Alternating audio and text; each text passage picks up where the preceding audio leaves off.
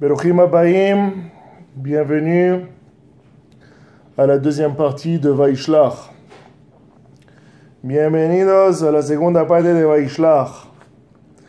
No creo que voy a poder decirlo en español, porque el español no lo hablo tan bien que lo quisiera, pero otro día puede ser. Today's course will be in English, and we will talk about Elle bene Seir Hori, Yoshve Haaretz Lotan veShoval veTziv'on va'ana. We will speak about the descendants of Seir Hori.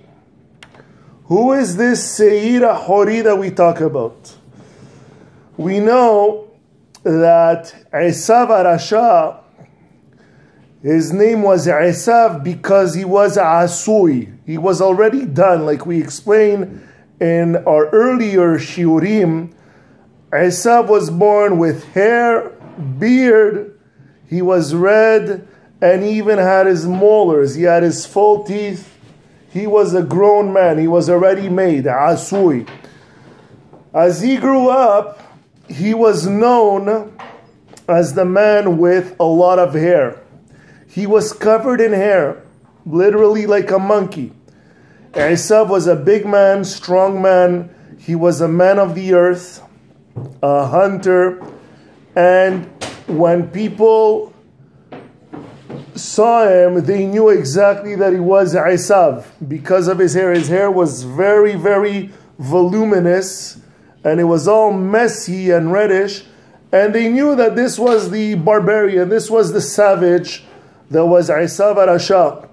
And as a young kid, that nickname Seir, followed him throughout his life. That even the mountain that he lived on is called Ar Seir. Elle bene Seir Hori. It's like a little kid that has a nickname that follows him until, like for example, my brother. My brother's name is Yaakov. When he was small, we used to call him Jacobito, Chiquitito. So I said, you see, I'm going to speak Spanish a bit. We used to call him Jacobito. And my kids are laughing, but please, guys. And even now, he's a tower of a man, a strong guy, big. We still call him Jacobito. So same thing with Essav. Throughout his whole life, he was known for his hair, his hairiness, his redness, that even the place that he decided to make as his dominion is called Ar Seir. We continue. Elle bene Seir Hori Yoshve Haaretz. What does it mean, Yoshve Haaretz? They were habitants of the earth. Again, each time there's a text, pasuk, pirush, whatever the case is. So like I was saying, everything in the Torah is to teach us a lesson. And because the Chachamim ask, what is it to me, what is it to us to know Elle bene Seir Hori, the descendants of Essav? I don't care. But there's a lesson to be learned from here. And we will learn it at the end.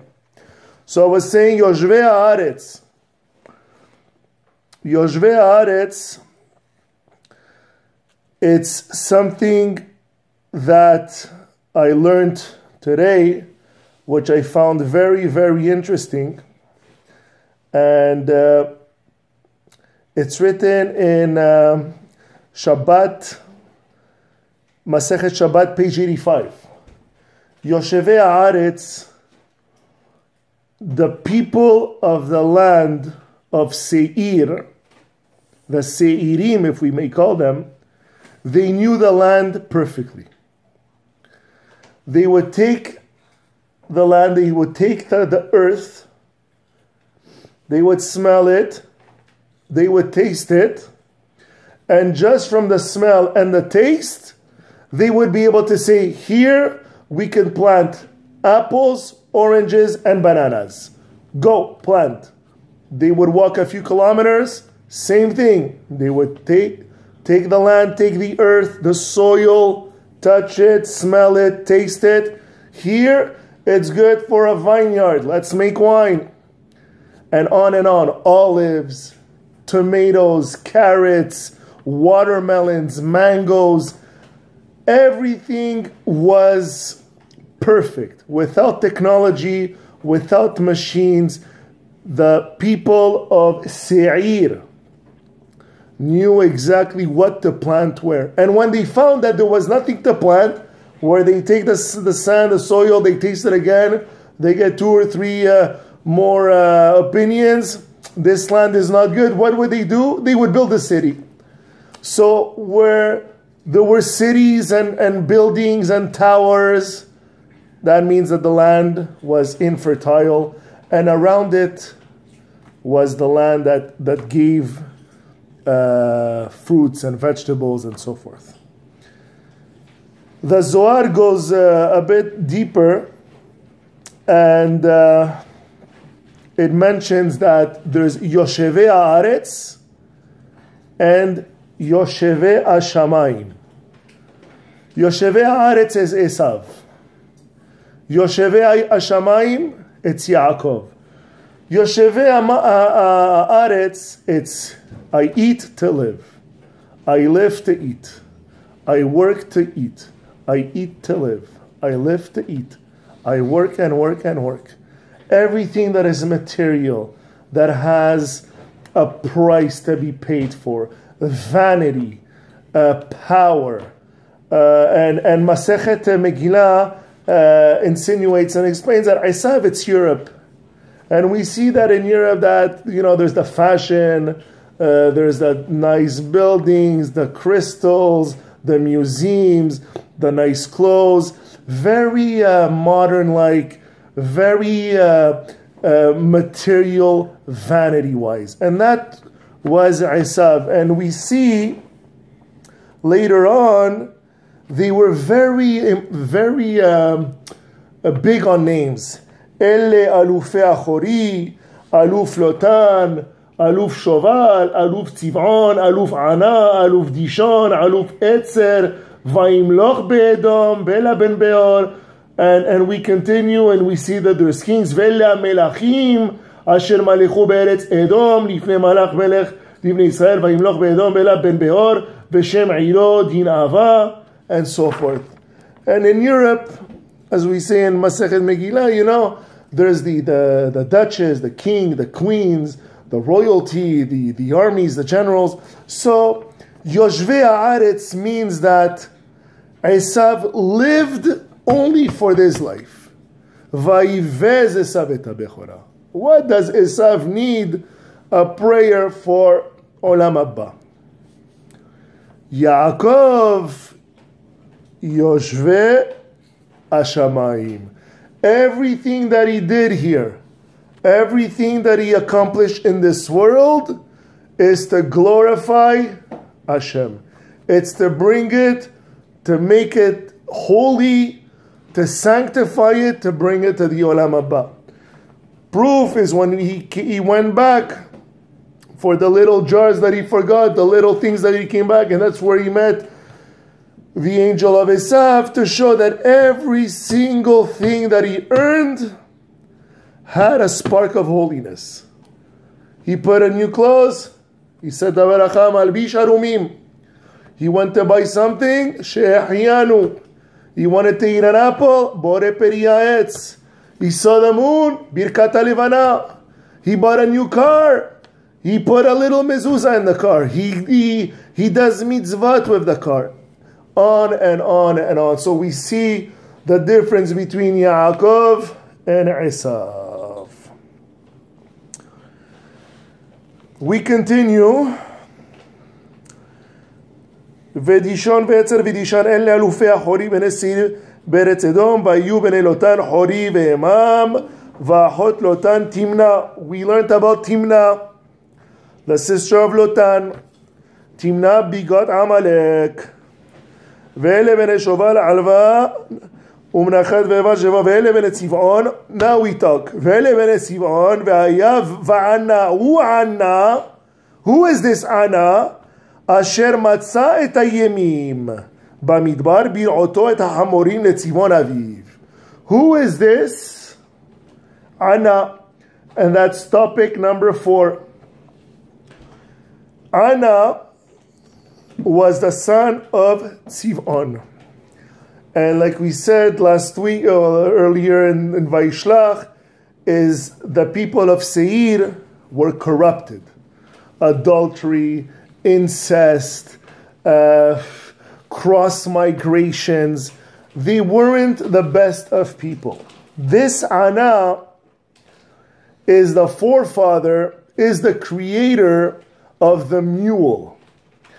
Up to Ana, there was no mixing of species.